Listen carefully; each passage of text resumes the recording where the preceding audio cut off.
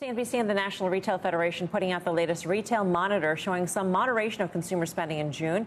Real credit card spending, based on data from Affinity Solutions, shows that spending was up 0.5% last month, down from over 1% uptick in May. Joining us now with more on the report, Matt Shay, President and CEO of the National Retail Federation. Matt, great to have you with us. So what's the headline out of this report? Well, Melissa, I think the headline is we're seeing more of the same. We see a resilient consumer. We see continued spending by consumers, but we see moderation. And that's what we've seen for the last several quarters, last several reports. On a year-over-year basis, the numbers are still very good, averaging more than 3%, which is real growth, particularly when you think about the fact that in retail, general merchandise is mostly down, more than flat. It's down maybe several percentage points. So really the inflation in the economy is persistent and lingering on the services side. But on the goods side, even on food, it's mostly come down and flattened. So there's real growth in there, but it's moderated. And I think consumers are being much more deliberate. They're being more thoughtful. They're rotating out of various services categories and discretionary categories and moving increasingly into those essentials they need for the households. Yeah, and that's what we heard from Pepsi yesterday in ConAgra. Pepsi was talking about, for instance, across incomes, consumers were just, becoming more thoughtful, getting more thoughtful about how they spend, and that sounds sort of like what you're talking about here. As we, though, see the unemployment rate start to tick higher, how do you think about this moderation and how quickly this moderation could accelerate? Well, there's no question, Melissa, that the growth we've seen for the past 48 consecutive months now, since we came out of the pandemic-induced recession, has been driven by healthy employment and healthy wage gains.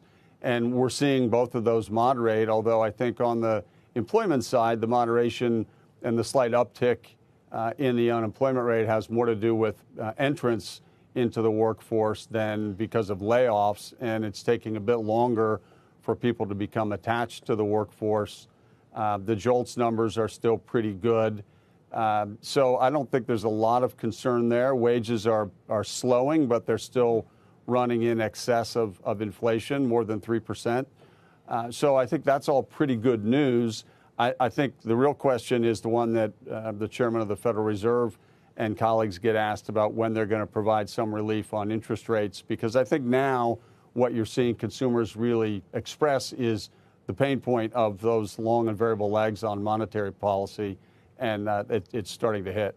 Right. In the Federation, Matt, I wonder if your members are starting to talk about the possibility of tariffs increasing under a Trump administration. Is that sort of coming to the forefront? I mean, a 10% across the board tariff on imports, up to maybe 60 or more % on imports from China. That's hard to work around. Yes, I think it's impossible to work around, Melissa, and it's a tax. It's a tax on the American people. It's a tax on consumers. And so, we've said before, we're going to say again, I think the studies all support this. It sounds good. It's populist politics, but it's terrible economics. It's horrible for households. It's highly regressive. There's no way to, as some political candidates have suggested, there's no way to increase tariffs to the point you could replace the income tax. It'd be devastating to the economy. So it's completely unworkable, but that doesn't mean we shouldn't be on guard for it, and we will be. We saw what almost happened in early 2017. There was a proposed border adjustment tax, which was a tariff by another name.